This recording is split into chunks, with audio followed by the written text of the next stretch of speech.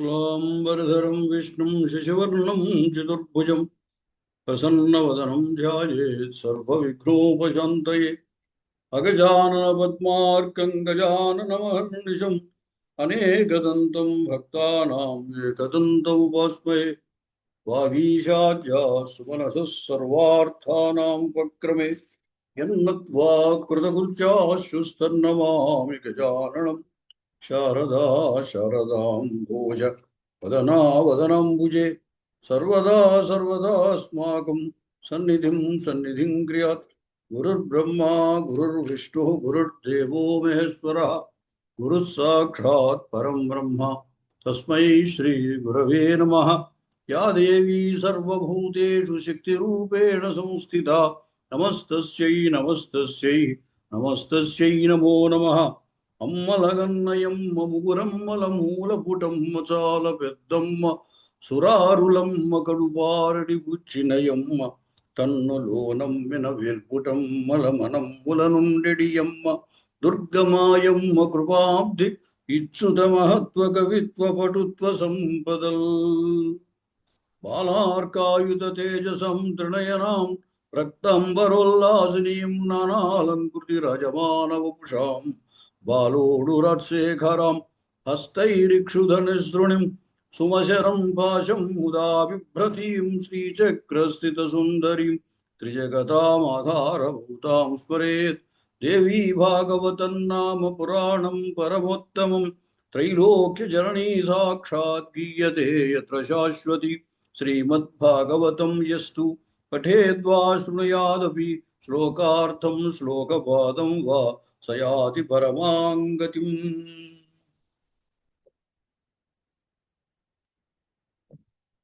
ఈరోజు సప్తమ స్కంధం ప్రారంభించుకుంటున్నాం.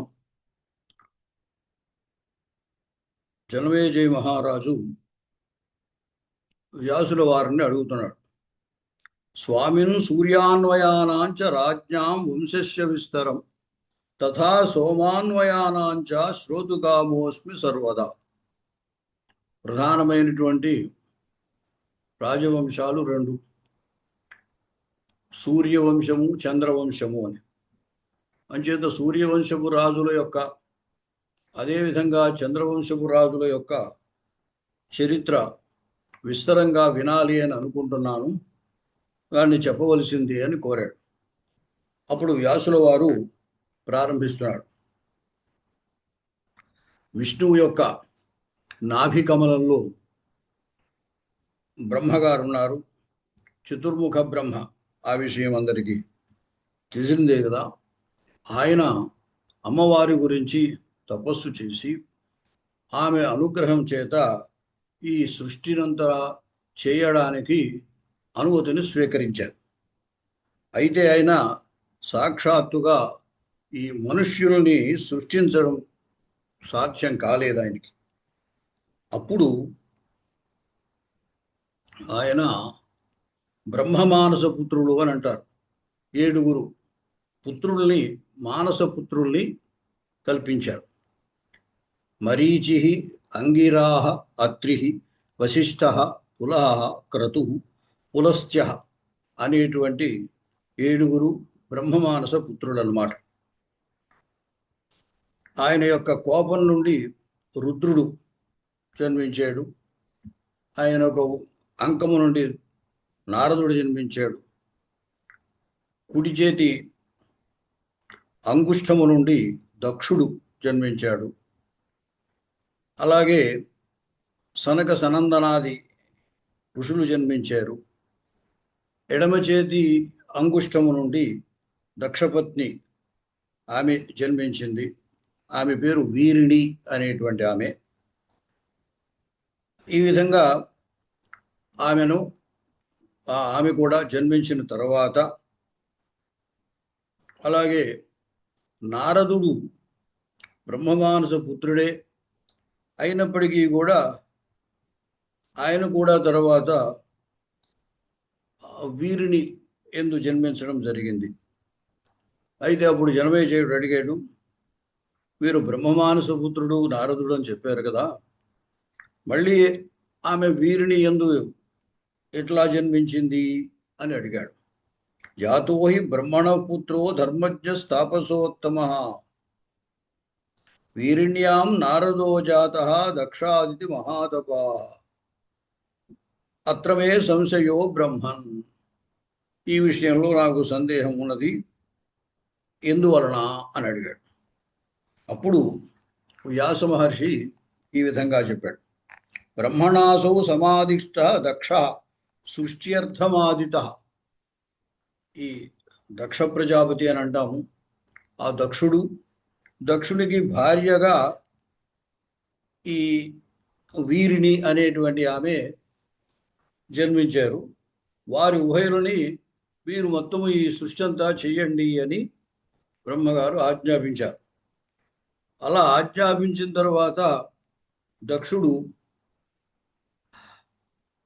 తతః 5,000 జనయామాస వీర్యవాన్. ఆ దక్ష ప్రజాపతి 5,000 5,000 మందిని ఉత్పత్తి చేశారు.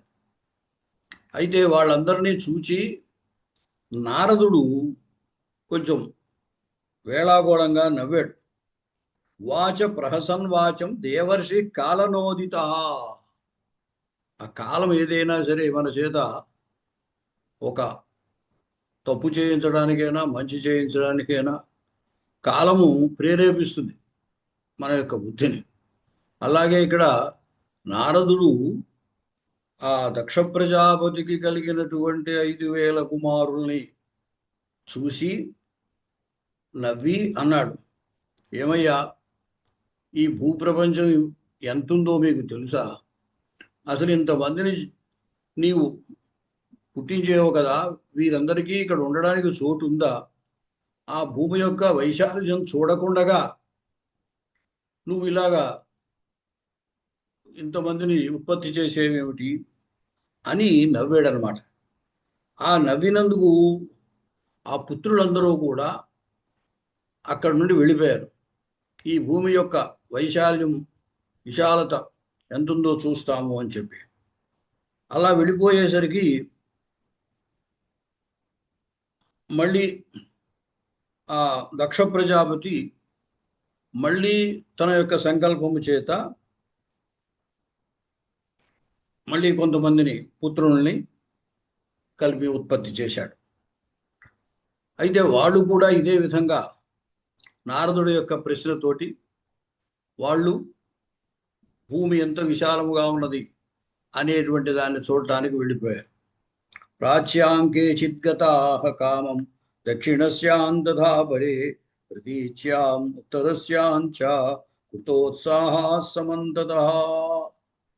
ఇలాగా దక్షుడు చేసినటువంటి ప్రయత్నం వల్ల కలిగినటువంటి పుత్రులందరూ కూడా ఆ దక్ష ప్రజాపతిని వదిలిపెట్టేసి వెళ్ళిపోయారు. ఇలా వెళ్ళిపోయేసరికి దక్షుడికి కోపం వచ్చింది. తాను ప్రస్థితాన్ దృష్ట్వా దక్ష కోప సమన్విత శశాప నారదం రోషాత్ పుత్రశోక సముద్భవాత్. ఆ పుత్రులందరూ వెళ్ళిపోవడంతో దానివల్ల కలిగినటువంటి శోకం, ఆ శోకం వల్ల కలిగినటువంటి కోపం, ఆ కోపంతో నారదుణ్ణి చెప్పించాడు. ఏమని అంటే, నాశితా మే సుతా యస్మాత్ తస్మాత్ నాశమవాప్నుహి పాపేనానేన దుర్బుద్ధే గర్భవాసం వ్రజేతి చ పుత్రో మే భవ కామం త్వం యతో మే భ్రంసితా సుతా ఇది శప్తస్తతో జాతో వీరిణ్యాన్ నారదో ముని. అది ఏమని చెప్పించాడంటే, నాకు కలిగినటువంటి పుత్రులందరూ కూడా విడిపోవడానికి నువ్వే కారణం కాబట్టి నీకు గర్భవాసములో ఉన్నటువంటి కష్టం ఏమిటో తెలియదు. ఎందుకంటే బ్రహ్మమానస పుత్రుడు నువ్వు, మనస్సంకల్పం చేతనే కలిగినటువంటి వాడి. అంచేత నువ్వు నా యొక్క శాపం వల్ల నశించి మళ్ళీ మాకే జన్మించవలసింది, దానివల్ల నీకు గర్భవాసములో ఉన్న కష్టం ఏమిటో తెలుస్తుంది అని చెప్పించాడు. ఆ శాప కారణంగా నారదుడు ఆ శరీరాన్ని వదిలి మళ్ళా ఆ దక్ష ప్రజాపతి యొక్క భార్య అయిన ఆ వీరిని యందు జన్మించాడు. అది ఆయన మళ్ళీ పుట్టుడుకు కారణము అని చెప్పి వ్యాసులు వారు వివరించారు. అనంతరము ఇతి శప్తస్తతో జాతో వీరిణ్యాం నారదో ముని షష్ఠిర్భూయో అసృజత్ కన్యా వీరిణ్యామితి నశ్రుతం శోకం విహాయ పుత్రాణం దక్ష పరమధర్మవితు తాసాం త్రయోదశ ప్రాదాత్ కశ్యపాయ మహాత్మనే. ఇలాగా నారదుడు జన్మించిన తర్వాత ఆ వీరిని యందు దక్ష ప్రజాపతికి 60 మంది సంతానము, అందరూ కూడా కన్యకలు జన్మించారు, స్త్రీలు జన్మించారు, ఆడబిడ్డలు జన్మించారు. దాంట్లో 13 కశ్యపునికి ఇచ్చి వివాహం చేశాడు, 10 మందిని ధర్ముడికి ఇచ్చి వివాహం చేశాడు, 27 చంద్రుడికి ఇచ్చి వివాహం చేశాడు. అలాగే 2 భృగువుకిచ్చి వివాహం చేశాడు. అలాగే 4 అరిష్టనేమికి ఇచ్చి వివాహం చేశాడు. 2 అంగిరసుడికిచ్చి వివాహం చేశాడు. మరొక 2 ఆంగిరసుడికిచ్చి వివాహం చేశాడు. ఇలాగా 60 మందిని వారి వారి యొక్క సంకల్పానుసారంగా వివాహాలు జరిపించాడు. వారందరికీ కూడా పుత్రులు పౌత్రులు జన్మించారు. వాళ్ళల్లోనే దేవతలు దానవులు కూడా పుట్టారు.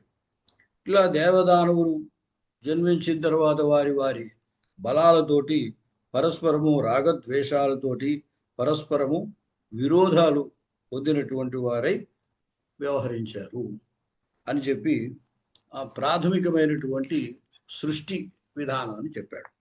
చెప్పిన తర్వాత ఆ సూర్యవంశములో పుట్టినటువంటి వారి యొక్క విశేషాలు చెబుతాను విను అన్నాడు.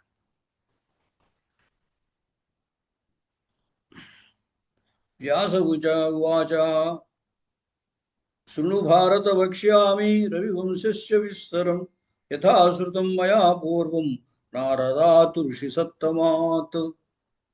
జన్మేజయుడితో అన్నారు వ్యాసుల వారు, నేను నారద మహర్షి వల్ల విన్నటువంటి విధంగా నీకు ఆ సూర్యవంశము యొక్క విస్తృతిని గురించి చెబుతాను విను అన్నాడు. శ్రీమన్నారాయణుడు నారదుడు చెప్పిన విధంగా మీకు తెలియపరుస్తున్నాను. శ్రీమన్నారాయణుడు యొక్క నాభికమలంలో బ్రహ్మ ఉన్నాడు కదా, ఆ విషయం అందరికీ కూడా తెలుసుంది కదా. ఆ బ్రహ్మ ఆ శివశక్తిని అంటే ధ్యానము చేసి ఆమె యొక్క అనుగ్రహము చేత శక్తిని పొంది పుత్రానుత్పాదయామాస మానసాన్ శుభలక్షణాన్, మానసపుత్రుల్ని ఆయన ఉత్పాదన చేశాడు. దాంట్లో మరీచి ప్రతిదస్తేషామవ సృష్టికర్మణి, మరీచి అనేటువంటి అతన్ని సృష్టించాడు. అతని యొక్క కుమారుడు కశ్యపుడు. కశ్యప సర్వసమ్మత త్రయోదశైవ తస్యాసన్ భార్య దక్షసుధా కళా కిలా. ఈ కశ్యపునికే దక్షుని యొక్క 13 కూతుర్లు భార్యలుగా అయ్యారు. దేవా సర్వే సముత్పన్నా దైత్యా యక్షాశ్చ పన్నగా పశవ పక్షిణశ్చైవ తస్మా సృష్టిస్థితికాశ్చపి. ఆ కశ్యప ప్రజాపతి వలన చేయబడినటువంటి సృష్టి చాలా విస్తృతమైనటువంటిది ఉంది. అంటే దేవతలు, రాక్షసులు, యక్షులు, పన్నగ అంటే నాగములు, నాగజాతి, పశువులు, పక్షులు, ఇవన్నీ కూడా ఆ కాశ్యప సృష్టి అన్నమాట. వారందరూ సృష్టింపబడ్డారు. అయితే దేవతలు సృష్టింపబడ్డారు అన్నాం కదా, ఆ దేవతలలో ముఖ్యమైనటువంటి వాడు సూర్యుడు. ఆయన్నే వివస్వాన్ అని కూడా అంటాం. దేవానాం ప్రసిద్ధ సూర్యో వివస్వాన్ నామ తస్య పుత్రస్య విఖ్యాతో వైవస్వతమనుర్నృపః.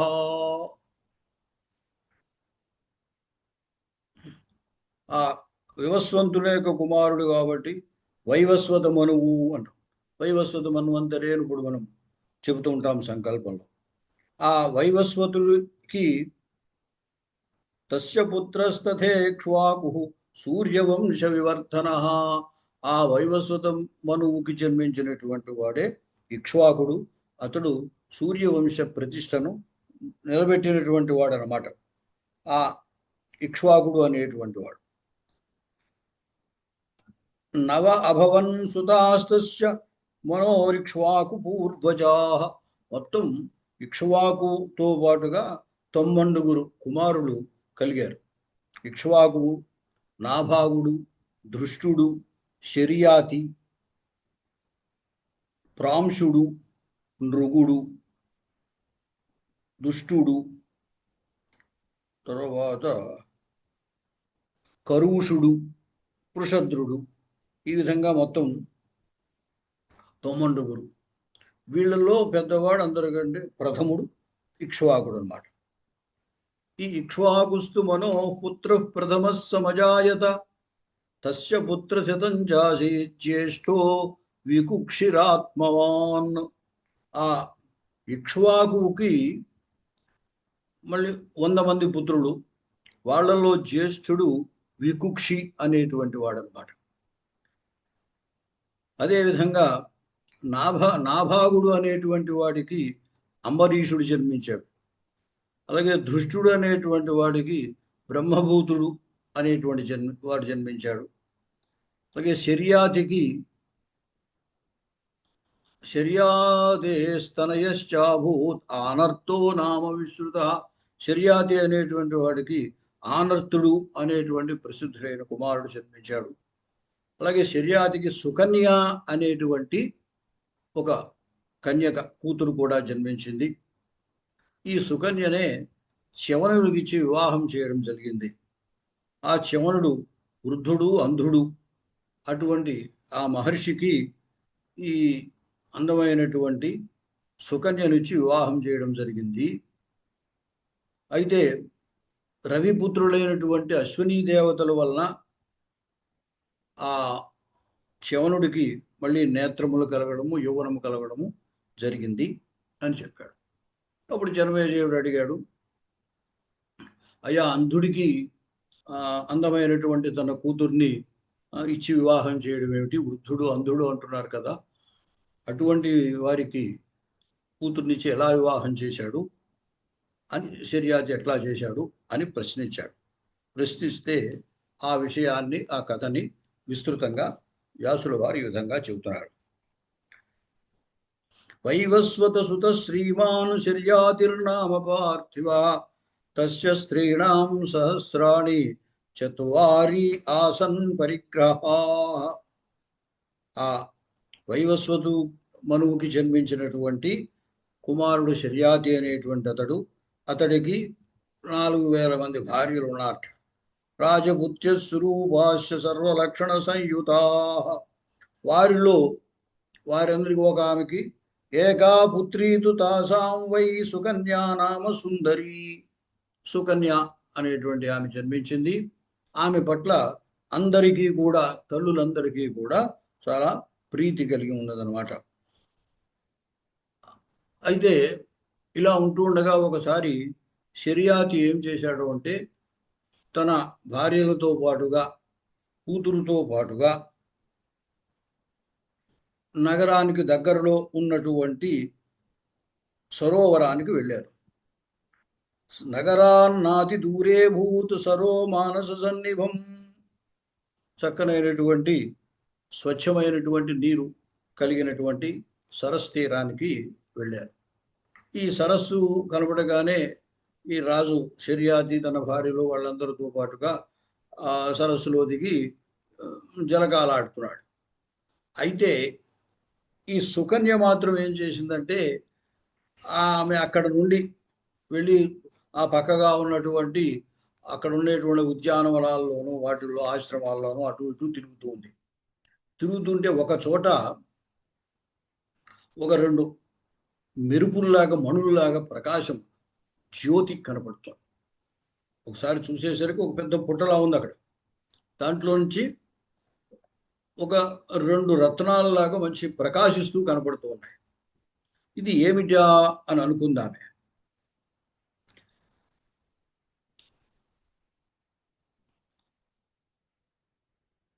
అక్కడ ఏమైందంటే ఈ చ్యవనుడు అనేటువంటి మహర్షి, ఆయన భృగువంశంలో జన్మించినటువంటి వాడు. ఆయన తపస్సు చేసుకుంటూ ఉన్నాడు. అయితే చాలా కాలం నుంచి తపస్సు చేస్తున్నాడు. ఆ తపస్సు చేయడంతో అతను చుట్టూరా వల్మీకం ఏర్పడింది, పుట్ట ఏర్పడింది, చెట్లు జాములు పెరిగిపోయాయి.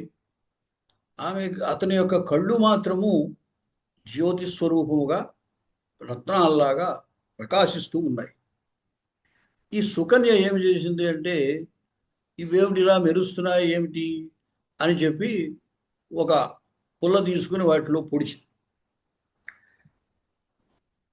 సుకన్యా వనమాసాజ్య విజహార సఖీవృత చంక్రమమాణ వల్మీకం చ్యవనస్య సమాసదత్ గృహీత్వా కంటకం తీక్ష్ణం త్వరమాణా కుశోదరి సా దృష్టా మునినా బాలా సమీపస్థా కృతోద్యమా విచరంతి సుఖే శాంతా మన్మథస్యేవ కామిని తాం వీక్ష సుదతీం తత్ర క్షామకంఠస్తపోనిధి తమభాషత కళ్యాణీం ఇవేదదితి భార్గవ దూరం గచ్చ విశాలాక్షి తాపసోహం వరాననే మా విందస్వాజ్య వల్మీకం కంటకేన కృశోదరి. ఈమె ఆ పెద్ద ముళ్ళు కంటకం తీసుకుని పొడవబోతూ దగ్గరికి వచ్చింది. వచ్చినప్పుడు చ్యవనుడు నివారించాడు. వద్దు, నేను తాపసుండి, నువ్వు ఆ పని చేయొద్దు, ఈ వల్మీకాన్ని ముట్టుకోవద్దు అని ఆ వృద్ధుడు, ఆ కంఠము చాలా మందస్వరముతో వచ్చింది, వద్దు అని నివారించాడు. అయినప్పటికీ ఆమె బాల్య అవస్థ బుద్ధితో ఉండడం చేత బాల్య చేష్టగా ఏం చేసిందంటే వినిపించుకోలేదు. వినిపించుకోకుండా ఆ ముళ్ళుతోటి ఆ మెరుస్తూ ఉన్నటువంటి వాటిని పొడిచింది. అవి అతని కళ్ళు, ఆ కళ్ళల్లో జ్యోతి, ఆ తపశ్శక్తి వల్ల వెలిగేటువంటి జ్యోతి ఆ విధంగా ప్రకాశిస్తూ ఉన్నాయి కళ్ళు. వాటిని ఈమె ఏం చేసింది అంటే ఈ ముళ్ళుతోటి పొడిచింది. పొడవడంతో ఆ చ్యవనుడికి కళ్ళు రెండు పోయాయి, అంతుడైపోయాడు. అయితే అతనికి కలిగినటువంటి బాధ వల్ల ఏమైంది, ఆయన పెద్దగా కోపడి గట్టిగా శపించలేదు. కానీ అతని తపశ్శక్తి వల్ల ఏమైంది అంటే ఈ రాజు, మంత్రి కూడా వచ్చినటువంటి సైనికులు వాళ్ళందరికీ కూడా మలమూత్ర బంధనం అయిపోయింది. ఈ సుకన్య ఏం చేసింది, ఇలా పొడిచింది, అక్కడి నుంచి వెళ్ళిపోయింది.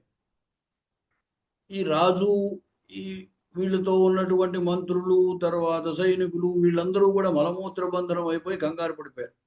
ఏమిటి ఇలా జరిగింది, ఇలా జరిగింది, ఎందుకు జరిగిందా అని. సరే, ఇంటికి వెళ్ళిపోయారు. ఇంటికి వెళ్ళిపోతే ఎలాగా దీన్ని నివారించడం? మలమూత్ర బంధం జరిగినట్టయితే ఇంకా జీవితం ఎట్లా కుదురుతుంది? నిత్యం భోజనం చేయడం ఇవేమీ ఉండవు. ఇంకా ఎలాగా ఈ పని ఎవరు చేశారా అని అనుకుంటూ ఉంటారు. అనుకుంటే ఈ సుకన్య తన తండ్రి, ఇతరుల యొక్క బాధని గమనించి తాను చెప్పేస్తుంది, నేనే చేశాను, అదేదో బాల్య చేష్టగా నేను మెరుస్తున్నాయి ఏమిటా అని చూడడం కోసమై నేనే పొడిచాను అంట. అప్పుడు రాజు చాలా బాధపడతాడు. అయ్యో, ఎంత పని చేశావు అని చెప్పి వీళ్ళందరూ కలిసి మళ్ళీ ఆ చ్యవనుడి దగ్గరికి వెళతారు. చ్యవనుడి దగ్గరికి వెళ్ళి ప్రార్థిస్తారు, మహానుభావ, మా అమ్మాయి ఈ పొరపాటు చేసింది, ఆ తప్పును మీరు క్షమించవలసింది అని కోరుతారు. కోరితే చ్యవనుడు అంటాడు, బాగానే ఉంది, కానీ నేను తపస్సు చేసుకునేటువంటి వాడిని, నాకు కళ్ళు కనబడిపోతే నేను ఇక్కడ ఎలా తపస్సు చేసుకోను? నాకు నీళ్లు తెచ్చిపెట్టేది ఎవరు? నా తపస్సు కావలసినటువంటి తీసుకొచ్చేవాళ్ళు ఎవరు లేరు కదా. పైగా నేను వృద్ధుణ్ణి, కళ్ళు పోయాయి. అందుచేత మీ అమ్మాయిని ఇక్కడ సేవకు వినియోగించు అని అడుగుతాడు. అయితే రాజుకి ఆ పని చేయటం ఇష్టం లేదు. ఎందువల్ల అంటే తమ గురించి తాను తన వాళ్ళు అంటే సైనికులు మంత్రులు వీళ్ళందరూ ఇప్పుడు ఈ మలమూత్ర బంధం చేసి చాలా ఇబ్బంది పడుతున్నారు. అయితే వీళ్ళందరి గురించి తాను ఇప్పుడు ఏం చేయాలి? ఈ అందమైనటువంటి చక్కనైనటువంటి ఈమెను చక్కగా ఎవరో యువకుడైనటువంటి రాజుకిచ్చి వివాహం చేయవలసినటువంటి ఈమెని ఈ ముసలివాడైనటువంటి అంధుడైనటువంటి ఈ మునికిచ్చి వివాహం చేయడం అనేది సమ్మతం కాదు అని చెప్పి ఏం మాట్లాడకుండా ఇంటికి వెళ్ళిపోతాడు. వెళ్ళిపోతే మరి వీళ్ళకి వచ్చినటువంటి ఇబ్బంది తొలగిపోదు కదా. అప్పుడు సుకన్య తండ్రితో అంది, నాన్నగారు నన్ను ఆ మునిగిచ్చి వివాహం చేసేయండి, నేనేం బాధపడలేదు. నేను కూడా తాపస వృత్తిని స్వీకరించి ఆ మునికి సేవ చేస్తూ ఉంటాను. దీనివల్ల మీరేం బాధపడవలసిన అవసరం లేదు అని చెప్తుంది.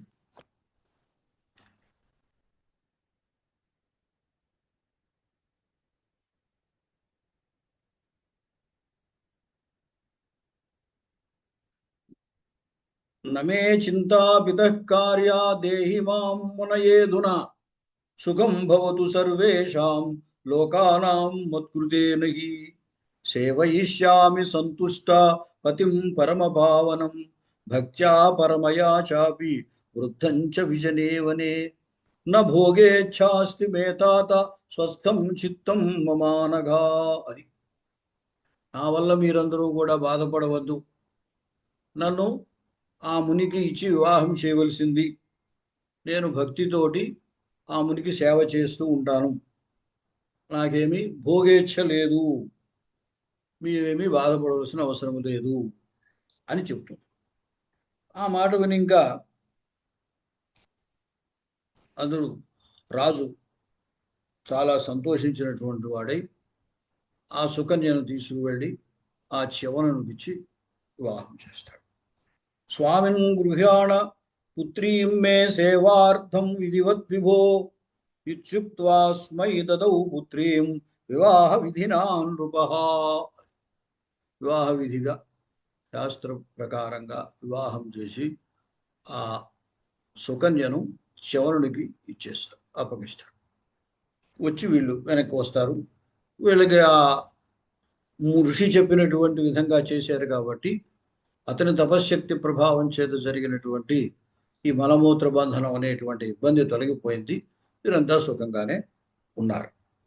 అయితే వెళ్ళేటప్పుడే ఆమె సుకన్య అన్నది, నేను ఋషి యొక్క భార్యగా ఇక్కడ ఉంటున్నాను కాబట్టి ఒక తాపస స్త్రీగానే నేను ఉండడం న్యాయం.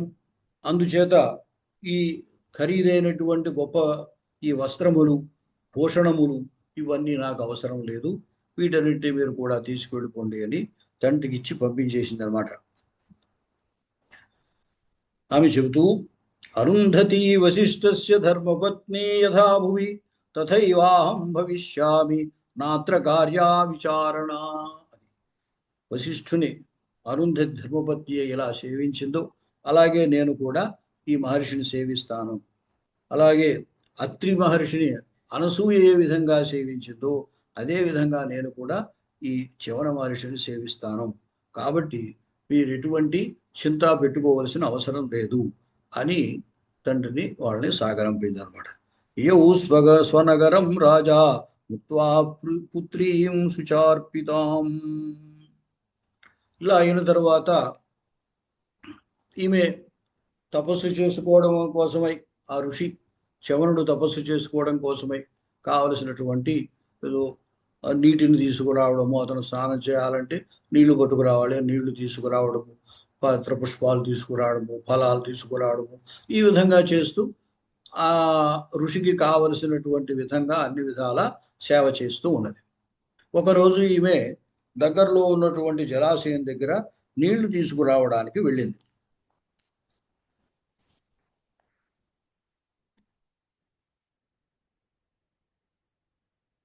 వెళితే దారిలో ఏమైంది అంటే ఈ రవి సూర్యపుత్రులైనటువంటి అశ్విని దేవతలు కనపడ్డారు.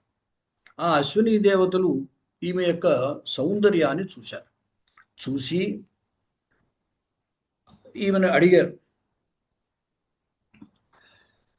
అనావృతాత్ర విపినే కిమర్థం గమనంతవ దాసీశత సమాయుక్త కథన్నత్వం వినర్గత రాజపుత్ర్యప్సరావాసి వద సత్యం వరాననే ధన్యా మాతా యతో జాత ధన్యోసౌ జనకస్తవ వక్తుం త్వాం నైవ శక్తౌ చ భర్తుర్భాగ్యం తవానఘే అని. ఇప్పుడు నీవు మహాలక్ష్మి లాగా ఉన్నావు, ఇటువంటి ఈ స్వరూపము కలిగినటువంటి నీవు రాజపుత్రివై ఉంటావు, అయితే దేవకన్యవై ఉంటావు. నీ తండ్రి ఎవరు, నీ భర్త ఎవరు, ఎక్కడున్నారు? నిన్ను కన్నటువంటి తల్లిదండ్రులు చాలా అదృష్టవంతులు, వాళ్ళు ధన్యాత్ములు కదా అని ఈ విధంగా ఆమెను ప్రశంసించారు. పితా కస్తే పతి క్వాసౌ ద్రష్టుమిచ్ఛాస్తి సాదరం. నీ తండ్రి ఎవరు, నీ భర్త ఎవరు, వాళ్ళని నువ్వు చూడాలనుకుంటున్నాము అని చెప్పి అన్నారు. అంటే అప్పుడు ఆమె సమాధానం చెప్పింది, ఏమని, శర్యాతి తనయాం మాం వాం విత్తం భార్యాం మునేర్యా. నేను శర్యాతి అనేటువంటి రాజు యొక్క కుమార్తెను, నన్ను ఈ చ్యవనుడు అనేటువంటి మహర్షికి ఇచ్చి వివాహం చేశారు. చ్యవనస్య సతీం కాంతాం పిత్రా దత్తాం యదృచ్ఛయా. యదృచ్ఛయ అది అనుకుని జరిగినటువంటి సంఘటన కాదు, అనుకోకుండా జరిగినటువంటి సంఘటన, కానీ ఎదురుచ్ఛ అంటాం. అటువంటి సంఘటన ద్వారా నా తండ్రి నన్ను ఈ చ్యవన మహర్షికి ఇచ్చి వివాహం చేశాడు. చ్యవనుడు నా భర్త. పతిరంధోస్తి మే దేవౌ వృద్ధశ్చాతీవ తాపసః. ఈ చ్యవనుడు వృద్ధుడు, అంధుడు, గొప్ప తపస్సంపన్నుడు. తస్య సేవామహోరాత్రం కరోమి ప్రీతిమానసా. అహోరాత్రాలు నేను వారి యొక్క సేవే చేస్తూ ఉన్నాను అని చెప్పి, మీరెవరు అని అడిగింది. కౌ యువాం కిమిహాయాతౌ తిష్టతి చాశ్రమే తత్రాగత్య ప్రకృతం ఆశ్రమం చార్జపావనం. మీరెవరు, మీరు ఇక్కడికి ఎందుకు వచ్చారు?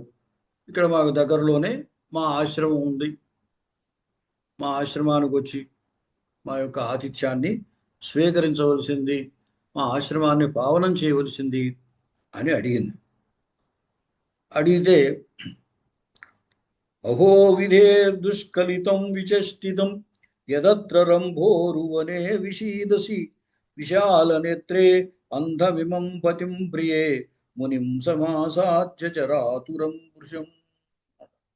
వాళ్ళు అన్నారు, ఆహా, విధి యొక్క చేష్ట ఎటువంటిదో కదా, వైపరీత్యం విచిత్రమైనటువంటి చేష్టలు విధి చేస్తూ ఉంటాడు.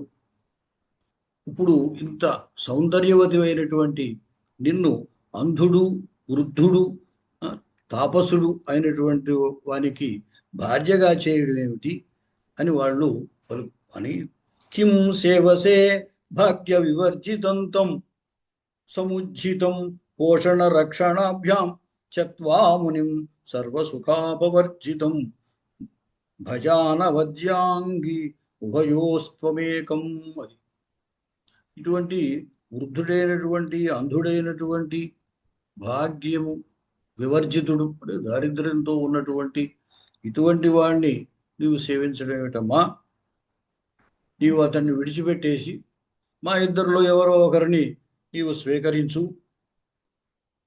తస్మాత్ భజస్వ పిక భాషిణి చారువక్త్రే ఏకం ద్వయోస్తవ సుఖాయ విశాల నేత్రే దేవాలయేషు చ కుశోదరి వంశభోగాన్ శక్త్వా మునిం జరఠమాసు నృపేంద్రపుత్రి. నువ్వు రాజకన్యవు, రాజపుత్రివి, హాయిగా ఈ ఋషిని విధులు పెట్టేసి మాలో ఎవరినో ఒకరిని వివాహం చేసుకున్నట్టయితే నీవు దేవతల స్థానంలో ఉంటావు, దేవతలు నివసించేటువంటి ప్రదేశంలో నువ్వు నివసిస్తావు, ఎన్నో భోగాలను అనుభవిస్తావు. సేవా తదంధస్య నవం వయశ్చ కింతే మతం భూపతి పుత్రి దుఃఖం శశిముఖిత్వమతీవ సుకోమలా ఫలజలాహరణం తవనోచితం. నువ్వు రాజపుత్రివి, ఇటువంటి అంధుడైనటువంటి, వృద్ధుడైనటువంటి ఈమెను ఇతనికి సేవ చేస్తూ ఉండడం ఏమిటి? నువ్వు యవ్వనంలో ఉన్నావు, ఎన్నో సుఖాలు అనుభవించదగినటువంటి దానివి అని వాళ్ళు అంటారు. అంటే అప్పుడు ఆమె అంటుంది, దేవౌ వాం రవిపుత్రౌ చ సర్వజ్ఞౌ సురసమ్మతౌ సతీం మాం ధర్మశీలాం చ నైవం వదితుమర్హత. వీరు సూర్యుని యొక్క కుమారులు, దేవతలు, అన్నీ మీకు తెలుసు, ధర్మాత్ములు. అటువంటి మీరు నన్ను ఇలా అడగడం భావ్యం కాదు, ఇది సమంజసమైనటువంటి మాట కాదు. కులకన్యాపతిం త్యక్త్వా కథమన్యం భజేన్నరం. వంశములో, ప్రసిద్ధమైనటువంటి వంశములో పుట్టినటువంటి ఆమె, వంశ ప్రతిష్ట కలిగినటువంటి ఆమె భర్తను వదిలిపెట్టేసి మరొక వ్యక్తిని ఏ విధంగా స్వీకరిస్తుందయ్యా? అసారేస్మిన్ హి సంహారే జానంతౌ ధర్మ నిర్ణయం యథేచ్ఛం గచ్చతం దేవో శాపందాస్యామి వానగా. అని ఈ అసారమైనటువంటి సంసారము, దీంట్లో ఈ సంసారంలో ధర్మ నిర్ణయం అనేటువంటిది మీకు తెలుసు కాబట్టి మీరు వచ్చిన దారినే వెనక్కి వెళ్ళిపోండి. లేని పక్షంలో నేను మిమ్మల్ని శపించగలను. సుకన్యాహంచ శర్యాదే భక్తి భక్తి పరాయణ పతి భక్తి పరాయణ. ఈ శర్యాతి యొక్క కూతుర్ని, చవనుని యొక్క భార్యని, పతి భక్తి పరాయణురాలని, కాబట్టి నేను మిమ్మల్ని శపించగలను. కాబట్టి మీరు ఇక్కడి నుంచి వెనక్కి వెళ్ళిపోండి అని. అప్పుడు వాళ్ళు ఆమె పట్ల ప్రీతి కలిగినటువంటి వాళ్ళై, గౌరవం కలిగినటువంటి వాళ్ళై, ఇత్యాకర్ణ్య వచస్తస్యా నాసత్యౌ విస్మితౌ భృజం తావబ్రూతాం పునస్త్వేనాం శంకమానవు భయం మునే. ముని కూడా శపిస్తాడు ఇటు ఈమె విషయంలో ఏదైనా పొరపాటుగా ప్రవర్తిస్తే. కాబట్టి అలా భయం కలిగినటువంటి వాళ్ళై, రాజపుత్రి ప్రసన్నౌతే ధర్మేణ వరవర్ణిని. ఈ యొక్క ధర్మాచరణం చేతి మేము చాలా ప్రసన్నులమయ్యాము. వరం వరయశుశ్రోణి దాస్యావశ్రేయసే తవా. కాబట్టి నీవేమైనా వరం కోరుకో, మీకు ఇస్తాము అన్నాడు.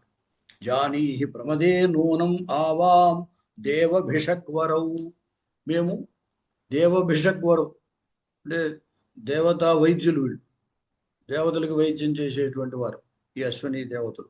కాబట్టి మేము మీకు ఏదైనా వరం ఇస్తాము, స్వీకరించవలసిందే అని చెప్తూ, యువానం రూప సంపన్నం ప్రకుర్యావ పతిం తవ తతస్త్రయాణామస్మాకం పతిమేకతమం వృణు సమాన రూప దేహానాం మధ్యే చాతుర్య పండితే సాతయోర్వచనం శ్రుత్వా విస్మితా స్వపతిం తదా గత్వోవాచ తయోర్వాక్యం తాభ్యాముక్తం యదద్భుతం. వరం ఇస్తాము కోరుకో అని చెప్పి వాళ్ళు ఏమన్నారు అంటే, నీ భర్తని యౌవనవంతుడు చేస్తాము, అలాగే అతనికి వచ్చినటువంటి అంధత్వాన్ని పోగొడతాము, అయితే మాతో సమానమైనటువంటి రూపం కలిగిన వాడు అవుతాడు. అలా అవడంతో ఏమవుతుంది, మా ముగ్గురు ఒకే రూపంతో ఉంటాం. ఆ ముగ్గురిలో నీ భర్తను నీవు స్వీకరించు అని చెప్పాడు. అలా అనేసరికి ఆమెకి భయం వేసింది. ఏం చేయాలి ఈ సందర్భంలో ఇప్పుడు? అయినప్పటికీ తన భర్త యొక్క అనుమతి లేనిదే తాను ఏ నిర్ణయము తీసుకోవడానికి లేదు. అందుచేత వెంటనే భర్త దగ్గరికి వెళ్ళి చెప్పింది, నాథ, ఈ రవి యొక్క, సూర్యుని యొక్క కుమారులైనటువంటి అశ్విని దేవతలు కనపడ్డారు. వారు నా పట్ల ప్రీతిని కనపరిచారు, కానీ నేను తిరస్కరించాను. వారు నా యొక్క ధర్మబుద్ధిని చూసి వరం ఇస్తామన్నారు. వారి వరం వల్ల మీరు రూపయౌవనములు పొందుతారు, అయితే వారితో సమాన రూపం కలిగి ఉంటారు. ఆ ముగ్గురు సమాన రూపం కలిగి ఉన్నప్పుడు వారిలో మిమ్మల్ని నేను స్వీకరించాలి. ఇది వాళ్ళు పెట్టినటువంటి నియమము. దీనికి మీరు ఏం చెబితే ఆ విధంగా చేస్తాను అని అందనమాట. అంటే కింకర్తవ్యమత సాధో బ్రూహియస్మిన్ కార్య సంకటే దేవమాయాపి దుర్జ్ఞేయ నజానే కపటంతయో యదాజ్ఞాపయ సర్వజ్ఞ తత్కరోమి తవేప్సితం. భర్తను అడిగింది మరి. ఇది ధర్మ సంకటం. ఎందుకంటే వారు రూపయౌవనాలు చవన మహర్షికి ఇచ్చేస్తే ఇబ్బంది లేదు. అలా కాకుండా వాళ్ళతో సమాన రూపం కలిగేవాడుగా ఉంటాడు, ముగ్గురులో నువ్వు నీ భర్తను ఎంచుకోవాలి అంటే మరి ఇబ్బంది అవుతుంది. అంచేత ఏమైనా పొరపాటు జరిగితే తన భర్తను కాక ఒకే రూపంలో ఉండడం చేత వేరొకరిని ఆమె ఎంచుకున్నట్టయితే తాను ఇంతవరకు పాటించినటువంటి పాతివ్రత్యానికి భంగం ఏర్పడుతుంది. మంచిది. ఇది ధర్మ సంకటమైనటువంటి స్థితి. వారి మాట అవునంటే ఏమవుతుందో అని భయం. అయితే ఉపకారం ఏం జరుగుతుంది అంటే చవనుడికి రూపయౌవనాలు వస్తాయి, అంధత్వం పోతుంది, బాగానే ఉంటుంది. కానీ ఆ వచ్చిన తర్వాత తాను ఏదైనా పొరపాటు పెడితే తన భర్త పట్ల తాను అధర్మాన్ని ఆచరించినట్లు అవుతుంది. అందువల్ల ధర్మ సంకటం. అవుననాలా కాదనాలా అని. అందుచేత భర్తనే సలహా అడిగింది ఆవిడ. భర్త ఏమన్నాడు అంటే గచ్చ కాంతేర్జనా సత్యౌ వచనాన్ మమ సువ్రతే ఆనయస్వ సమీపం మే శీఘ్రం దేవభిషక్వరం క్రియతామాశు తద్వాక్యం నాత్ర కార్యా విచారణ. అప్పుడు నీవు తప్పనిసరిగా ఆ దేవతలను ఇక్కడికి తీసుకురా. ఈ విషయంలో నువ్వేమీ ఆలోచించాల్సిన అవసరం లేదు, భయపడాల్సిన అవసరం లేదు. కాబట్టి వాళ్ళని చెప్పినట్టుగా చెయ్యి, వాళ్ళని తీసుకురా అన్నాడు. ఏవం సా సమనుజ్ఞాత తత్ర గత్వా వచోబ్రవీ క్రియతామాశు నా సత్యౌ సమయేన సురోత్తమౌ. సరే, ఈమె ఈ సుకన్య ఆ అశ్విని దేవతల దగ్గరికి వెళ్ళింది. వెళ్ళి మీరు చెప్పినట్లుగా నేనే చేస్తాను, కాబట్టి మీరు చెప్పిన విధంగా నా భర్తకు రూపయౌవనాలు కలిగేటట్టుగా అంధత్వం పోయేట్టుగా చేయవలసింది అని అడిగింది. అశ్వినావపి పశ్చాత్ ప్రవిష్టౌ సర ఉత్తమం. అయితే అలాగే చేయాలి అంటే వాళ్ళు ఇద్దరు ఏం చెప్పారంటే రాజపుత్రీం తాం పతిస్తవ విషత్వప రూపార్థం చవనస్తూర్ణం తతోంభ ప్రవివేశ. నీ భర్తని ఆ సరస్సులో దిగమని చెప్పు అని చెప్పారు. ఆయనకి మరి రూపము యవ్వనము అంధత్వం పోవాలి కదా, ఈ సరస్సులో దిగమని చెప్పాడు. అంటే ఆ చవనుడు ఆ సరస్సులోకి దిగాడు. సరస్సులోకి చవనుడు దిగిన తర్వాత ఈ అశ్విని దేవతలు కూడా ఆ సరస్సులోకి దిగారు. దిగి ముగ్గురు పైకి లేచేసరికి ఒకే రూపంతో యవ్వనంతో ఒకే విధంగా ఉన్నారు. అలా ఉండేసరికి తనకి మరి తన భర్తను గుర్తుపట్టాలి. తతస్తే నిసృతాస్తస్మాత్ సరసః తత్క్షణాత్రయః తుల్యరూపా దివ్యదేహ యువానః సదృశాః కిల దివ్యకుండలభూషాఢ్యాః సమానవయవాస్తథా. సమాన సమాన సమానా సమానావయవాస్తథా. వాళ్ళందరినీ చూసేసరికి ఆ ముగ్గురు ఒకేలా ఉన్నారు. దివ్యమైనటువంటి అలంకారములు కలిగి ఉన్నారు. శరీరం అంతా దివ్యమైనటువంటి దేహంతో ఉన్నారు. వాళ్ళ యొక్క అవయవాలన్నీ కూడా సమానంగానే ఉన్నాయి. ఇలా ఒకేలా ఉండడంతో వారి నుండి తన భర్తను ఎలాగ ఎన్నుకోవాలి అనేటువంటి సంకట స్థితిలోకి ఆమె వచ్చింది. అప్పుడు ఆమె ఏం చేయాలా అనేటువంటి తోచక ఆ భగవతిని ప్రార్థించింది. ఇతి సంచించ మనసా పరాం విశ్వేశ్వరీం శివాం దధ్యౌ భగవతీం దేవీం తుష్టావచ కృశోదరీ. ఆమె పూజ్యురాలైనటువంటి విశ్వేశ్వరి అయినటువంటి ఆ అంబికను స్తోత్రం చేసింది. చేస్తే అప్పుడు శరణం త్వాం జగన్మాత ప్రాప్తాస్మి భుజ దుఃఖిత రక్షమేత్య సతీ ధర్మం నమామి చరణౌ తవ నమః పద్మోద్భవే దేవి నమః శంకరవల్లభే విష్ణు ప్రియే నమో లక్ష్మీ వేదమాద సరస్వతి. ఈ విధంగా ఆమెను స్తోత్రం చేసింది. స్తోత్రం చేస్తే ఆమె యొక్క అమ్మవారి యొక్క భగవతి యొక్క అనుగ్రహం చేత ఆమె తన భర్తను గుర్తింపగలిగిందనమాట. పతిం దర్శయ సర్వజ్ఞే విదిత్వామే సతీవ్రతం. ఆమె నా సతీవ్రతాన్ని గుర్తించి నాకు నా భర్తను చూపించవలసినదిగా ఆమె ప్రార్థించింది. ప్రార్థిస్తే అప్పుడు ఆమె త్రిపుర సుందరి అనేటువంటి అమ్మవారు ఆమెను అనుగ్రహించింది. ఆ అనుగ్రహించడం చేత ఆమె సుకన్య తన యొక్క భర్త అయినటువంటి చవణ్ణే ఆ ముగ్గురు నుండి తన భర్తనే ఆమె ఎన్నుకోగలిగిందనమాట. ప్రసమీక్షితు తాన్ సర్వాన్ వవ్రే బాలా స్వకంపతిం. తన భర్తను ఆమె స్వీకరించింది. స్వీకరించిన తర్వాత అయితే ఆ చవనుడు చాలా ఆనందించాడు.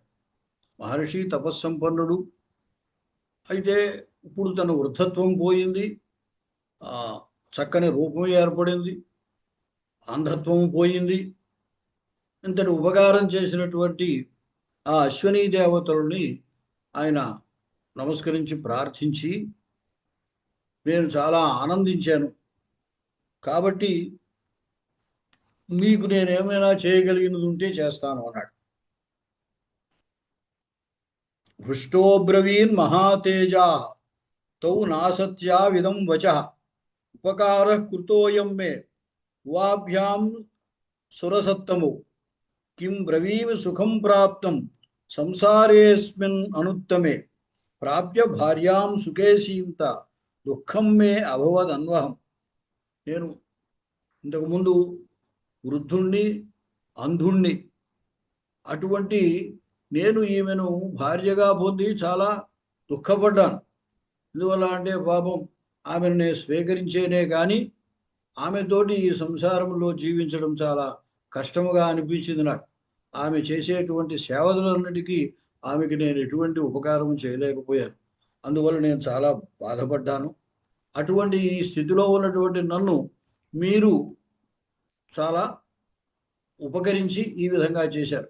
అంటే మీ యొక్క ఉపకారం వల్ల నేను చక్కనైనటువంటి రూపయౌవనాలు కలిగి ఉండి నా అంధత్వం పోయింది. అంటే నేను మీకు ఎంతో రుణపడి ఉన్నాను అన్నాడు. నా రుణము తీరడం కోసమై మీకు ఏదైనా నేను చేయగలిగి ఉంటే చేస్తాను అని అన్నాడు. ఆత్మనో రుణమోక్షాయ దేవేశవు నూతనస్య చ ప్రార్థితం వాం ప్రదాస్యామి యదలభ్యం సురాసురై. మీరు దేన్ని కోరుకుంటే అది చేస్తాను. సురాసురుల చేత కూడా పొందజాలనటువంటి దాన్ని కూడా నేను మీకు తీసుకొచ్చి ఇస్తాను, నేను చేయగలను. కాబట్టి మీకు ఏం కావాలో కోరుకోండి అన్నాడు. అంటే అప్పుడు వాళ్ళు ఏం చెప్పారు అంటే, మేము దేవతల యొక్క వైద్యులం, వైద్యులకి సోమపానము చేసే అర్హత లేదు అని చెప్పి దేవేంద్రుడు మమ్మల్ని యజ్ఞములో సోమపానం చేయకుండా నిరాకరిస్తున్నాడు. కాబట్టి ఎప్పటి నుంచో సోమపానం చేయాలి అనేటువంటి కోరిక మాకున్నది. అంచేత నీవు మాకు ఆ అవకాశాన్ని కల్పించవలసింది. దేవేంద్రుడు అంతటి వాడు అడ్డుపడుతున్నాడు మాకు.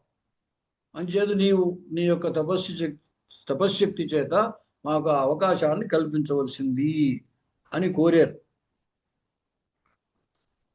మునే పితుఃప్రసాదేన సర్వన్నౌ మనసేప్సితం ఉత్కంఠా సోమపానస్య వర్తతే నౌ సురైః సహ భిషజావితి దేవేన నిషిద్ధౌ చమసగ్రహే శక్రేణ వితతే యజ్ఞే బ్రహ్మణః కనకాచలే తస్మాత్ త్వమపి ధర్మజ్ఞ యది శక్తోసి తాపస కార్యమేతద్ధి కర్తవ్యం వాంఛితౌ నౌ సుసమ్మతం ఏతద్ విజ్ఞాయ వా బ్రహ్మన్ కురు వాం సోమపాయినౌ.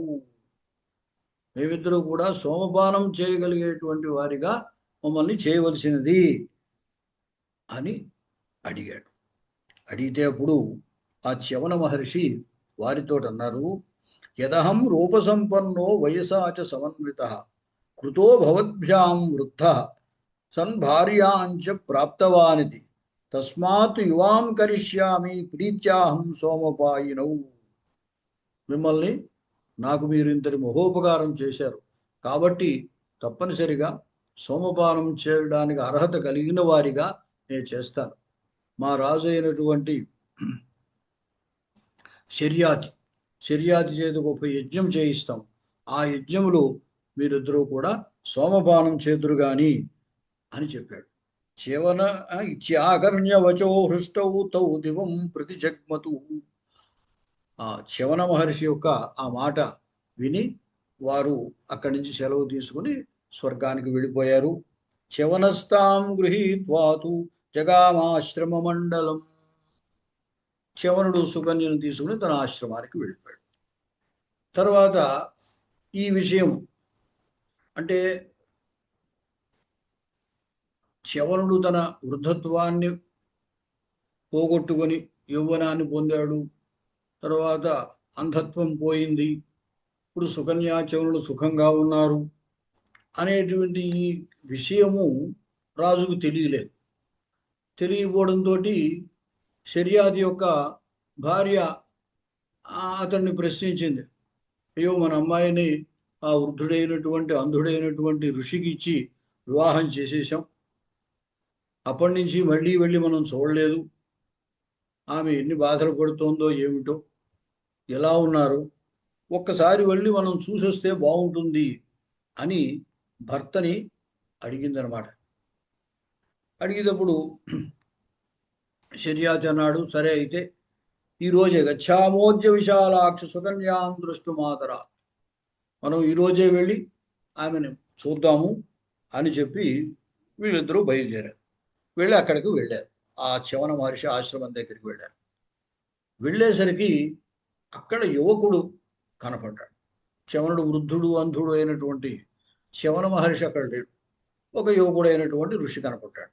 అంటే ఆయనకి మరి చ్యవనుడికి యవ్వనవతి వచ్చేసింది కదా, కనపడ్డాడు. అతన్ని చూసి ఇతడెవడు, ఎవడో యవ్వనంలో ఉన్నాడు, చక్కగా ఉన్నాడు యువకుడు, యువతని ఇక్కడ ఉన్నాడు ఏమిటి, మన అమ్మాయి ఏమైనా పొరపాటు చేసిందా, ఆ వృద్ధుడైనటువంటి అతన్ని వదిలిపెట్టేసి ఈ యువకుడైనటువంటి ఋషిని స్వీకరించిందా, ఎంత పొరపాటు చేసింది, చాలా మన వంశ ప్రతిష్టకు భంగకరమైనటువంటి పని చేసింది కదా అని అప్పుడే రాజు బాధపడిపోతున్నాడు.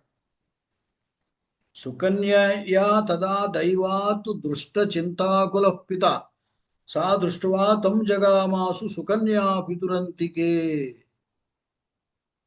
ఇలాగా అయ్యో ఎంత పని చేసింది అని సుకన్య పొరపాటు చేసిందేమో అనే ఉద్దేశంతో రాజదంపతులు చాలా బాధపడుతున్నారు. ఆ సందర్భంలో అక్కడికి సుకన్య వచ్చింది. సుకన్య వచ్చి తండ్రిని గుర్తుపట్టింది. తండ్రితో అంది, కిం విచారయసే రాజన్ చింతా వ్యాకులితానన ఉపవిష్టం మునిం వీక్ష యువానం అంబుజేక్షణం ఏహ్యేహి పురుషవ్యాఘ్య ప్రణమస్వ పతిం మమ మా విషాదం నృపశ్రేష్ఠ సాంప్రతం కురు మానవా. ఆమె ఉంది, రా రా, ఈయన నా భర్త, ఇతరుని వచ్చి నమస్కరించవలసింది.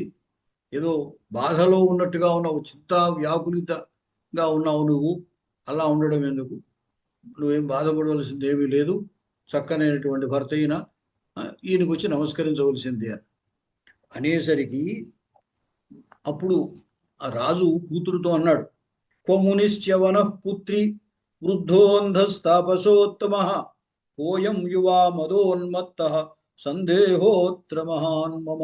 అది వృద్ధుడు అంధుడు అయినటువంటి ఆ చ్యవన మహర్షి ఏడి, ఇక్కడ లేడు కదా, ఇతడెవడు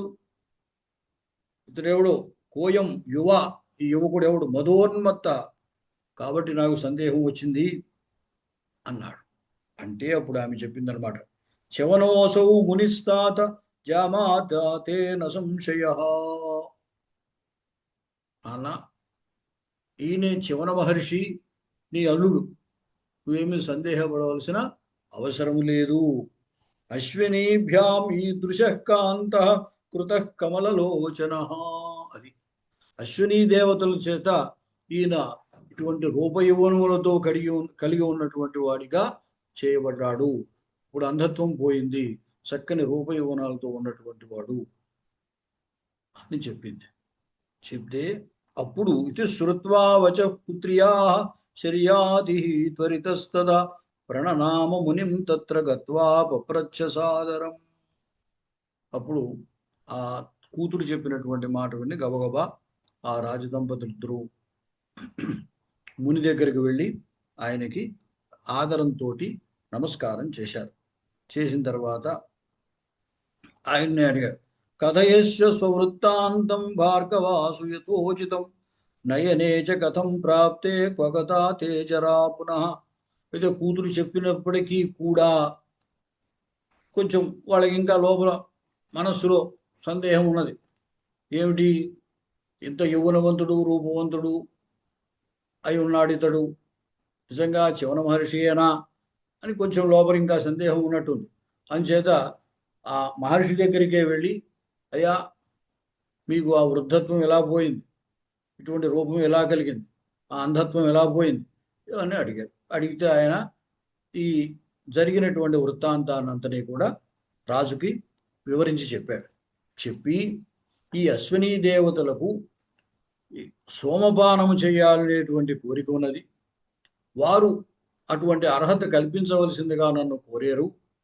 నేను వారికి ఆ విధంగా మాట ఇచ్చాను, మా రాజు యజ్ఞం చేస్తాడు, ఆ యజ్ఞంలో మీకు సోమపానం చేసే అవకాశాన్ని నేను కల్పిస్తాను అని చెప్పాను, కాబట్టి నీవు యజ్ఞం చేయవలసింది అని అన్నాడు. ఉగావేతౌ న సోమార్హు మా గృహాణేతయోర్గ్రహం. ఆ విధంగా ఆ అశ్వినీ దేవతలకు ఈ సోమపాన అర్హత లేకుండగా అడ్డుకుంటున్నటువంటి వాడు ఇంద్రుడు. కాబట్టి నీవు యజ్ఞం చేయి, నేను ఇంద్రుడిని నిరోధిస్తాను, వీళ్ళిద్దరూ అశ్వినీ దేవతలు ఉభయులు సోమపానం చేస్తారు అని రాజుకు చెప్పాడనమాట. చెప్తే అప్పుడు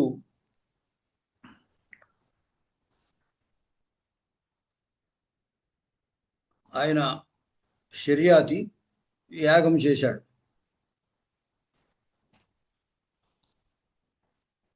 మా బ్రహ్మబంధో మర్యాదామిమాంతం కర్తుమర్హసి వధిష్యామి దుషంతం త్వాం విశ్వరూప వివాపరం. శర్యాతి యజ్ఞం చేశాడు. ఆ యజ్ఞంలోకి మామూలుగా దేవతలందరూ, సోమపానం అర్హత ఉన్నటువంటి వాళ్ళందరూ వచ్చారు. ఇంద్రుడు వచ్చాడు ముఖ్యంగా, మిగతా దేవతలు కూడా వచ్చారు. ఈ అశ్విని దేవతలను కూడా ఆయన శవనుడు చెప్పాడు కదా, అంచేత వాళ్ళు కూడా వచ్చారు. వస్తే ఇంద్రుడు కోపించాడు, మహర్షి మీరు చాలా తప్పు చేస్తున్నారు, ఆ దేవతల యొక్క వైద్యులు వాడు, వైద్యులకి సోమపానం చేసే అర్హత లేదు, కాబట్టే మేము వారిని ఇక్కడికి రావద్దన్నాం, కానీ మీరు ఇంతవరకు ఉన్నటువంటి నియమాన్ని ఉల్లంఘిస్తున్నారు, ఇలా అయినట్టయితే నేను చాలా తీవ్రమైనటువంటి శిక్ష వేస్తాను అన్నాడు. మా బ్రహ్మబంధో మర్యాదామిమాంత్వం కర్తుమర్హసి వధిష్యామి ద్విషంతం త్వాం విశ్వరూపమివాపరం. విశ్వరూపుని వంటి మిమ్మల్ని, నన్ను ద్వేషించేటువంటి మిమ్మల్ని నేను చంపుతాను అన్నాడు. అప్పుడు చెమనన్నాడు, మావమోస్థా మహాత్మాను రూపద్రవిణవర్చస యౌ చక్రతుర్మాం మఘవన్ బృందారకమివాపరం ఋతే త్వాం విబుధాశ్చాన్యే కథం వాదతే గ్రహం అశ్వినావపి దేవేంద్ర దేవౌ విద్ధి పరంతపౌ. ఇంద్ర, నీతో పాటుగా దేవతలందరూ కూడా సోమపానం చేస్తున్నారు కదా, వీళ్ళు కూడా దేవతలే కదా, వాళ్ళను నీవు నిగ్రహిస్తున్నావు, అంచేత నువ్వు కా హృతే త్వాం విబుధాశ్చాన్యే కథం వా ఆదతే గ్రహం. నువ్వు కాకుండా మిగతా దేవతలందరూ కూడా ఎలా అయితే సోమపానం చేయడానికి అర్హత కలిగి ఉన్నారో, అదేవిధంగా అశ్విని దేవతలు కూడా సోమపానానికి అర్హులే, నీవు వాళ్ళని ఎందుకు కాదంటావు అన్నాడు. అంటే చెప్పాడు, భిషజౌ నారహత కామం గ్రహం యజ్ఞే కథంచన యది దిత్ససి మందాత్మను శిరచ్ఛేత్స్యామి సాంప్రతం. ఇంద్రుడు అన్నాడు, వీళ్ళు భిషజవు వైద్యులు వీళ్ళు, కాబట్టి వీళ్ళకి ఆ యజ్ఞంలో సోమపానం చేసే అర్హత వీళ్ళకి లేదు. నువ్వు ఇవ్వాలి అనుకున్నట్టయితే నిన్ను నేను సంహరిస్తాను, నీ శిరస్సు ఛేదిస్తాను అన్నాడు. అయితే అప్పుడు చవన మహర్షి ఇంద్రుడి యొక్క మాటనేమీ పట్టించుకోలేదు. అనాదృచ్యతు తద్వాక్యం వాసవస్య చ భార్గవ గ్రహంతు గ్రాహయామాస భర్సయన్నివతం భృశం. అంటే ఆ ఇంద్రుడి యొక్క మాటని తిరస్కరించి ఏమీ పట్టించుకోకుండా ఈ సోమపానం చేసే సోమరసం ఉన్నటువంటి పాత్రని వారికి ఇచ్చాడు. సోమపాత్రం యదా తాభ్యాం గుహీతంతు పిపాసయా. వాళ్ళు సోమపానం చేయడానికి సోమపాత్ర స్వీకరించారు ఆ అశ్వని దేవతలు. సమీక్ష బలభిత్ దేవ ఇదం వచనమబ్రవీత్.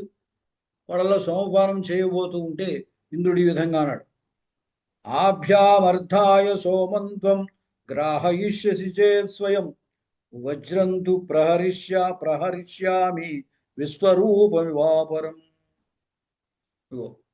నీవు కనుక వాళ్ళు చేయడానికి అంగీకరించినట్టయితే, వాళ్ళు కనుక సోమపానం చేయడం జరిగింది అన్నట్టయితే, నేనుగో ఈ వజ్రాయుధంతో సంహరిస్తాను అన్నాడు. అనేసరికి చవనుడికి కూడా కోపం వచ్చింది.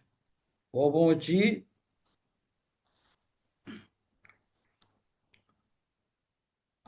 వాళ్ళేమో సోమపానం స్వీకరించడం ప్రారంభించేటప్పటికి ఇంద్రుడు వజ్రాయుధాన్ని విడిచిపెడితే చవన మహర్షి ఏం చేశాడు అంటే, స్తంభయామాస వజ్రం సశక్రస్యామిత తేజస కుర్చయాస మహాబాహు ఇంద్రం హంతుమివోద్యత. తన యొక్క తపశ్శక్తి చేత ఆ వజ్రాయుధాన్ని స్తంభింపజేశాడు చవన మహర్షి. చేసి తన తపశ్శక్తి చేత ఒకానొక శక్తిని అంటే ఒక శక్తిని ఉత్పన్నం చేశాడు. ఆ శక్తి ఇంద్రుణ్ణి సంహరించడానికి ఇంద్రుడి వెంటపడేది. ఇంద్రుడు పారిపోయాడు. తత్ర కృత్యా సముత్పన్న చ్యవనస్య తపోబలాత్ ప్రబల పురుష క్రూరో బృహత్కాయో మహాసర. ఆ కృత్య ఎట్లా ఉన్నది అంటే ఆ చవన మహర్షి తపశ్శక్తి చేత ఉత్పన్నమైనటువంటిది అనమాట.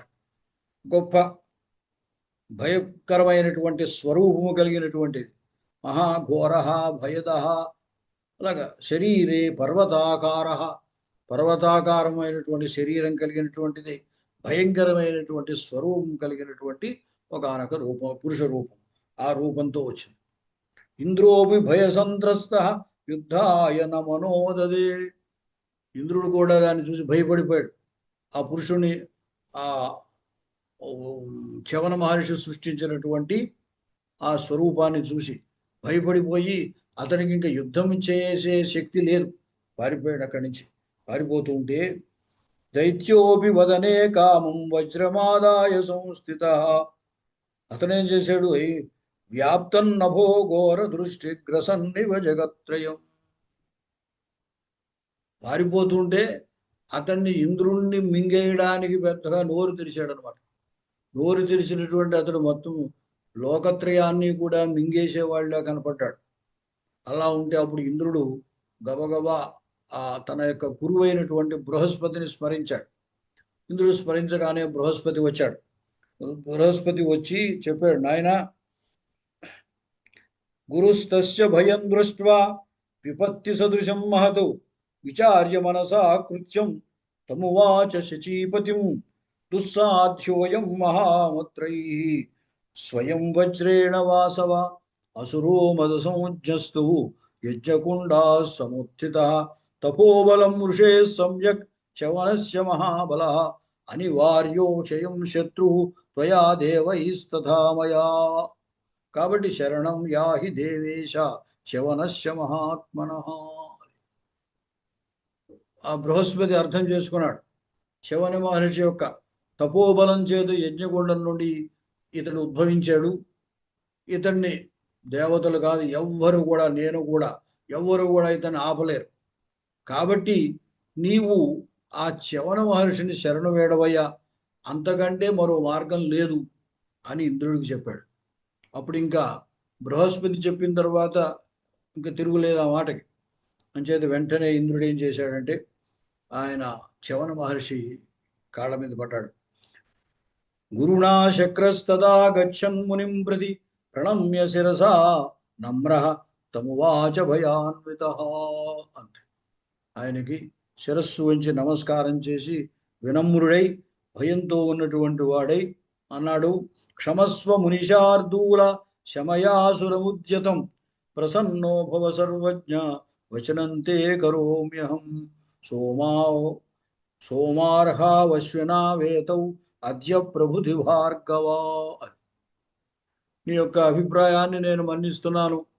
నీవు చెప్పినట్లుగానే ఇకపై నుండి ఈ అశ్వినీ దేవతలు కూడా సోమపానానికి అర్హులే, కాబట్టి నన్ను క్షమించవలసింది అని ఇంద్రుడు చవనుణ్ణి ప్రార్థించాడు. అప్పుడు చవన మహర్షి సంజహార తతః కోపం సముత్పన్నం విరోధజం దేవమాశ్వాస సంవిఘ్నం భార్గవస్తు మదం తతః. చవన మహర్షి అనుగ్రహించి తాను సృష్టించినటువంటి ఆ అసురుణ్ణి ఉపసంహరించి ఇంద్రుణ్ణి రక్షించాడు అన్నమాట. తాను అనుకున్నటువంటి విధంగా ఆ అశ్వినీ దేవతలకు తానిచ్చినటువంటి మాట ప్రకారంగా ఇంద్రుడు కూడా ఇకపై యజ్ఞాల్లో సోమపానానికి అశ్వినీ దేవతలకు కూడా అర్హత కల్పిస్తున్నాను అని చెప్పడం చేత తన కోరిక కూడా తీరిందనమాట. ఏవంతౌ చ్యవనేనార్యావశ్వినౌ రవిపుత్రకౌ విహితౌ సోమపౌ రాజన్ సర్వథా తపసో బలాత్. ఈ విధంగా ఆ చవన మహర్షి యొక్క తపోబలం వల్ల అశ్విని దేవతలకి ఈ సోమపానానికి అర్హత వచ్చింది. తదనంతరం ఆ శర్యాతి కొంతకాలం ఆ రాజ్యం చేశాడు. చేసిన తర్వాత తన యొక్క కుమారుడైనటువంటి ఆనర్తస్తస్య పుత్రోభూత్ ఆనర్తాత్ రేవతో భవతు. అతనికి ఆనర్తుడు అనేటువంటి కుమారుడు. ఆ ఆనర్తునికి అభూత్ ఆనర్తాత్ రేవతో భవతు, రేవతుడు అనేటువంటి కుమారుడు. సోంత సముద్రే నగరీం వినిర్మాయ కుశస్థలీం ఆస్థితో అభుంత విషయాన్ ఆనర్తాదీన్ అరిందమః తస్య పుత్రశతం జజ్ఞే కకుద్మిజ్యేష్టముత్తమం పుత్రీ చ రేవతీ నామ్నా సుందరీ శుభలక్షణ వరయోగ్యా యదా జాత తదా రాజా చ రేవతః చింతయామాస రాజేంద్రో రాజపుత్రాన్ కులోద్భవాన్. ఈ ఆనర్తుడికమో రేవతుడు అనేటువంటి కుమారుడు. ఆ రేవతుడు అనేవాడు సముద్రంలో కుశస్థలి అనేటువంటి గొప్ప నగరాన్ని నిర్మించేట. అతనికి 100 మంది కుమారులు ఉన్నారు. దాంట్లో కకుద్మి అనేటువంటి వాడు జ్యేష్ఠపుత్రుడు. ఒక పుత్రిక రేవతి అనేటువంటి ఒక పుత్రిక కూడా ఉన్నది ఈ రేవతుడు అనేటువంటి రాజుకి. అయితే ఆమె పెద్దదైన తర్వాత యౌవనవతి అయిన తర్వాత ఆమెకు వివాహం చేయాలి అనుకుని యోగ్యమైనటువంటి రాజపుత్రుల గురించి అన్వేషిస్తూ ఉన్నాడు. అయితే ఈమెను ఎవరికిచ్చి వివాహం చేయాలి అనేటువంటి ఆలోచిస్తూ ఆమెను తీసుకుని బ్రహ్మలోకానికి వెళ్ళాడు. బ్రహ్మగారి దగ్గరికి వెళ్ళాడు. బ్రహ్మగారి దగ్గరికి వెళితే బ్రహ్మగారు ఏం చెప్పారు అంటూ, నాయన నీవు ఈమెను ఎవరికి రాజపుత్రుడికి వీరికివనా వారికివనా నువ్వేమి ఆలోచించవలసిన అవసరం లేదు. అక్కడ యాదవ వంశంలో వాసుదేవునికి సోదరునిగా బలరాముడు ఉంటాడు. ఆ బలరామునికి ఈ రేవతిని ఇచ్చి నీవు వివాహం చేయవలసింది అని చెప్పాడు. ఆ విధంగా బ్రహ్మ చెప్పిన తర్వాత ఈ రేవతుడు ఏం చేశాడంటే తన కూతురైనటువంటి రేవతిని తీసుకుని వెళ్ళి ఆ బలరామునికి ఇచ్చి వివాహం చేశాడు. తదౌతాం బలదేవాయ కన్యాం వై శుభలక్షణాం తపస్తీవ్రం నృపతి కాలపర్యయే జగామ త్రిదశావాసం త్యక్వా దేహం సరిత్తటే. ఈ విధంగా ఆ రేవతిని తన యొక్క కూతుర్ని బలరామునికి ఇచ్చి వివాహం చేసి తాను తదనంతరము తపస్సు ఆచరించి కాలగతిలో తాను కూడా దేహత్యాగం చేసి స్వర్గానికి చేరుకున్నాడు అన్నమాట. ఈ విధంగా ఆ శర్యాతి వంశములో పుట్టినటువంటి సుకన్యా చ్యవనుల యొక్క వృత్తాంతం, ఆ సుకన్య యొక్క పాతివ్రత్యం చేత ఆమె భగవతి అయిన అంబిక యొక్క అనుగ్రహం చేత తన భర్తను రూపయౌవనములతో కూడినటువంటి తన భర్తను పొంది చాలా ఆనందించిందన్నమాట. తదనంతరం నజరాక్షుత్పిపాసా నమూర్చున్న భయం పునః అతుగ్లాని ప్రభవతి బ్రహ్మలోకే సదానఘ వేరుంగదస్య శర్యాదే సంతతి రాక్షసైర్హత గతా కుశస్థలీం త్యక్త్వా భయభీత ఇతస్తతః. తర్వాత ఈ శర్యాది వంశంలో వరుసకు కుమారులు వాళ్ళ పౌత్రులు అట్లా వరుసకు రాజ్యానికి వస్తూ ఉన్నారు. శర్యాది వర్గము చేరుకున్న తరువాత క్రమక్రమంగా ఏమైంది అంటే, అంతకుముందు రేవతుడు నిర్మించినటువంటి కుశస్థలి అనేటువంటి దాన్ని రాక్షసులందరూ ఆక్రమించుకున్నారు. ఆ రాక్షసులు ఈ శర్యాది వంశంలో ఉన్నటువంటి వాళ్ళందరినీ కూడా జయించి ఆ కుశస్థలి అనేటువంటి దాన్ని, ఆ పట్టణాన్ని స్వాధీనం చేసుకున్నారు. సూర్యవంశంలో ఇక్ష్వాకుడు అనేటువంటి రాజు ప్రసిద్ధుడు అని చెప్పుకున్నాం కదా. ఇక్ష్వాకుడితి విఖ్యాత వంశకరస్తు సహా వంశార్థం తప ఆతిష్ట దేవీం ధ్యాత్వా నిరంతరం నారదస్యోపదేశేన ప్రాప్య దీక్షామనుత్తమాం తస్య పుత్రశతం రాజన్ ఇక్ష్వాకోరితి విశ్రుతం వికుక్షి ప్రథమస్తేషాం బలవీర్య సమన్వితః. ఆ ఇక్ష్వాకు వంశములో ఆ ఇక్ష్వాకుడు అనేటువంటి సూర్యవంశంలో ఉన్న ఇక్ష్వాకుడు అనేటువంటి ఆయన అమ్మవారిని ధ్యానించినటువంటి వాడై నారదుడి యొక్క ఉపదేశం చేత తపోదీక్ష పొందినటువంటి వాడై ఆమె అనుగ్రహం చేత 100 మంది కుమారులను పొందాడు. వాళ్ళల్లో జ్యేష్ఠుడు వికుక్షి అనేటువంటి వాడు అన్నమాట. అతడు అయోధ్యకు రాజు అయ్యాడనమాట. అయోధ్యాయాం స్థితో రాజా ఇక్ష్వాకురితి విశ్రుతః. ఆ ఇక్ష్వాకు వంశంలో పుట్టినటువంటి వాడు అయోధ్యను పాలించిన వాళ్ళందరికీ కూడా ఇక్ష్వాకు అంటే ఆ వంశానికి పేరే వాళ్ళకి వస్తూ ఉంటుంది అనమాట. ఆ విధంగా జరిగింది. ఉత్తరాపథ దేశస్య రక్షితారః కృతాః కిలా.